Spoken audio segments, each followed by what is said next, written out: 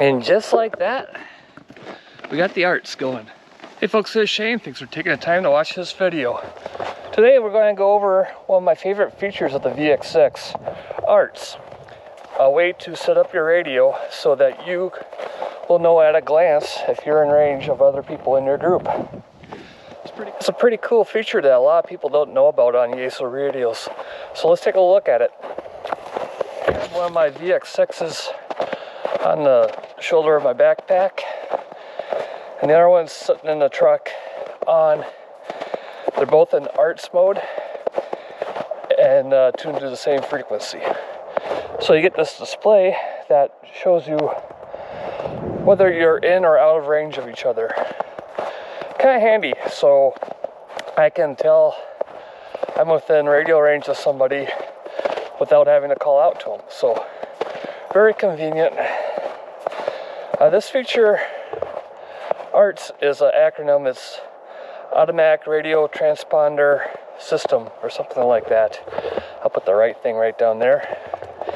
And it's basically just that, a way you can set up multiple radios to talk to each other, let them know that they're in or out of range without the operator having to call out for a radio check or anything like that. Very useful for groups, not only for emergencies, but just for hiking and camping, hunting, canoeing, caravanning on road trips, off-roading. You can be doing whatever you're doing and just at a glance tell that you're within range of everybody. Another good way to use ARTS is for figuring out your radio's capabilities in areas that you frequent a lot, as far as the topography of the area and all of that. I'm about half mile from my truck where the other radio is sitting, and you can see we're within range. Relatively flat terrain, but up over yonder, I'm going to go down.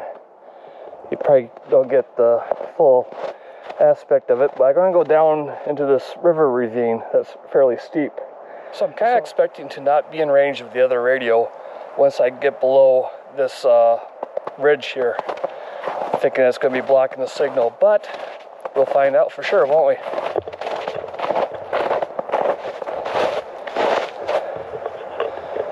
So here you can see where the point of this ridge comes out, and down we go. So let's see how this goes.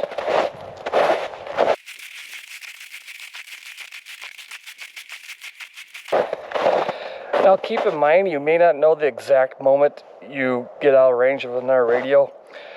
They are transmitting the two subtones at either a 15-second or 25-second interval. So it could be a half a minute before the radios realize that they're out of range of each other. But so far so good.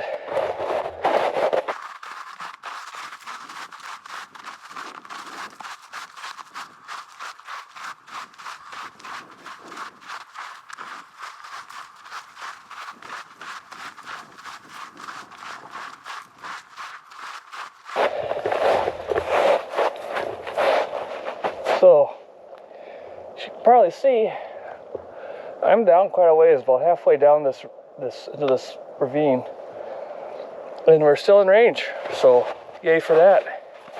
Let's see if that holds up. Sorry, I gotta put my sunglasses back down. The glare coming off the snow is killing me.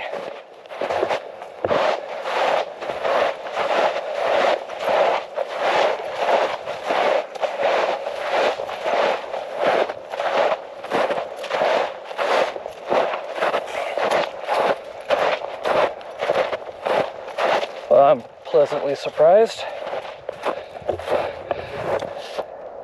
And I have to say, the stock antenna that comes with the VX-6 is pretty decent. Oop. Just as I say that. But this is what I was expecting, was once I get down in the bottom of this ravine and I wait a good 30 seconds or a minute, you probably heard the beep, and it says that we are out of range. Now, it would have been a great experiment if I would have brought one of my aftermarket antennas with for this radio and switched them out and see if that made a difference. More testing to do next time. Well, let's go for a little while and see if once we get away from this ridge a little bit, if we'll get in signal.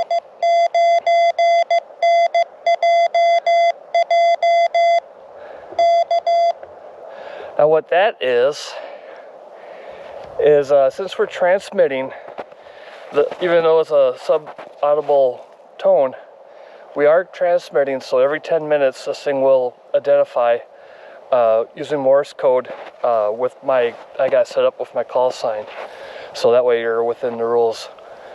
Now I'm not sure if other radios can hear that Morse code because I have a different radio that has arts that doesn't seem to make a tone like that I can hear over the radio, but maybe it does on the other end. I don't know. Again, we're experimenting. That's what this is all about, right? Amateur radio, trying stuff out.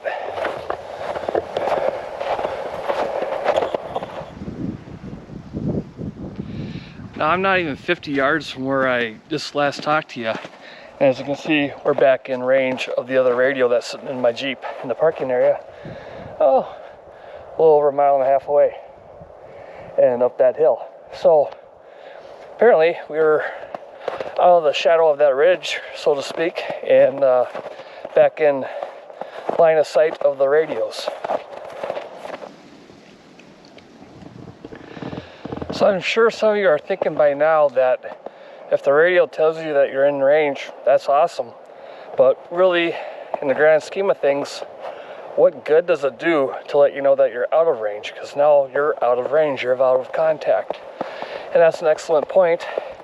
That's why if you're taking the preparedness angle for whatever way you want, you have to be prepared. That's right, being prepared is more than just buying cool gadgets and toys.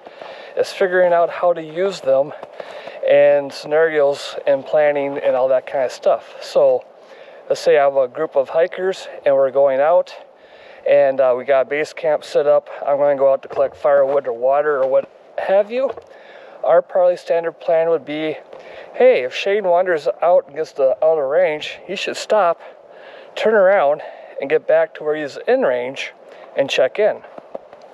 Or if we have a repeater in that area, as soon as somebody gets out of range, we all switch to that repeater and check in.